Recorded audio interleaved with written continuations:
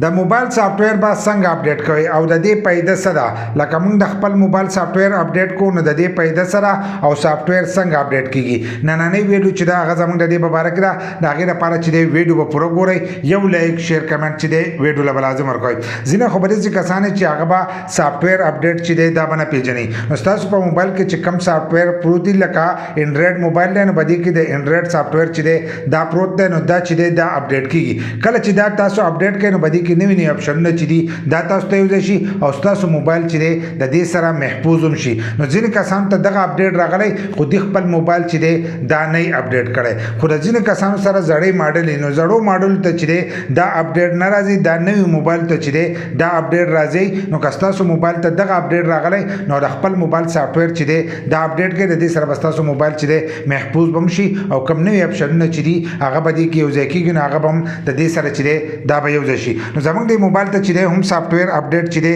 دا راغلی په دې کې زه تاسو ته دا طریقه ښیم چې تاسو به د خپل موبایل سافټویر چې دی دا به څنګه اپډیټ کوئ بل لا که تاسو ته راغلی نو لازم چې دی خپل موبایل چې دی دا اپډیټ کړئ نو تاسو ته به قسمه قسم مسلې چې دي هغه به په موبایل کې نه راځي د دې لپاره به تاسو ځئ د خپل موبایل سیټینګ ته اکثر خو له پاسه به د سکرین باندې چې دی دا هم شو کېږي لکه به د سکرین له پاسه چې دی نوټیفیکیشن راغلی په هغې کې تاسو ته لیکلی مې چې تاسو خپل سافټویر چې دی دا اپډیټ کړئ خو د ځینې کسانو سره چې دا ډیټا نه د دې لپاره ډیټا چې دا لګي یا ستاسو سره وای فای نو په وای فای باندې چې دی اټومیټک هم دغه کېږي او که ایم بي د سره نو په خپل ایم بي باندې چې دی دا تاسو هم اپډیټ کولی شئ د دې لپاره چې دی تاسو به لاندې راشئ لاندې به راشئ نو لاندې به تاسو ته ښکارېږي سیسټم په هر موبایل کې چې دی سیسټم موجودي که سیسټم نه موجود نو تاسو اپډیټ سیسټم چې دی دا تاسو هم لیکلی شئ او دغه شان سافټویر اپډیټ چې دی دا هم تاسو لیکلی شئ په قسمه قسم طریقو په هر موبایل کې چې دی دا لیکلی د هر موبایل سافټویر چې دی دا جدای دا سافټویر دی ته وایي دا کوم اپشنونه چې تاسو ته ښکارېږي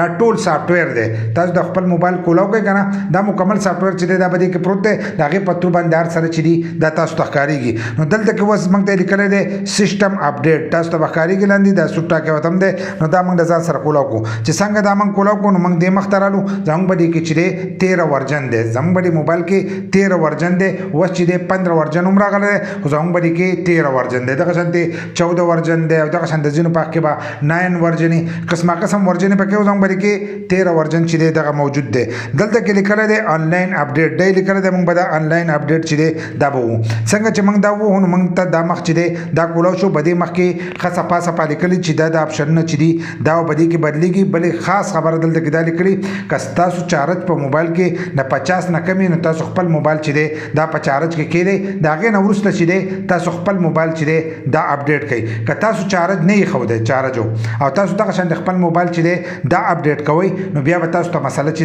دا به راځي ځکه چې په منځ کې به د هغې چارج چې دی دا به ختمېږي او لاندې به کې دا شیزونه لیکلي چې په دې ټولو شیزونو کې چې دی به دې کې یو بدلي راځي لکه په گیم کې په ګاډۍ کې دغه شانتې په ګیلري کې قسمه قسم شیزونه دي چې په دې کې به نوي نوي اپشنونه چې دي دا به دې کې یوځای کېږي لاندې به بیا تاسو ته ښکارېږي لودي پټه او سپین لیکل چې دغه تاسو څنګه ووایئ نو د دې سره به ستاسو سافټویر اپډیټ کېده چې دی دا به شروع شي او یا لاندې دې خوا بل طرف ته به دې کې دا ټایم ورکړی دی د شپې 2 بجې ورکړی چې دغه ووالو نو د شپې د 2 بجو نه چې دی دا به اپډیټ کېږي خو اوس چې زه څنګه دا اپډیټ وم نو د دې سره زموږ د موبایل سکرین چې دی دا بندېږي او د ویډیو چې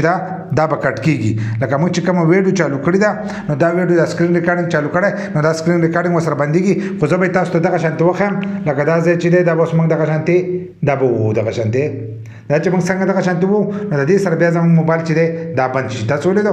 زموږ موبایل چې دی دا اوس بند شو نو دا اوس زموږ سافټویر اپډیټ چې دی دا شروع شو نو دغه شانتې به ستاسو سافټویر اپډیټ چې دی دا به شروع شي د دې سره به ستاسو موبایل چې دی دا به محفوظ شي لکه نوي نوي اپشنونه پکې هم یوځای شي او سیکورټي والا اپشنونه چې دي دا به هم په دې کې یوځای شي بل لا چې ستاسو موبایل به د دې سره چې دی هغه به سپک هم شي نو که تاسو ته راغلی نو تاسو هم د خپل موبایل سافټویر چې دی دا اپډیټ کړئ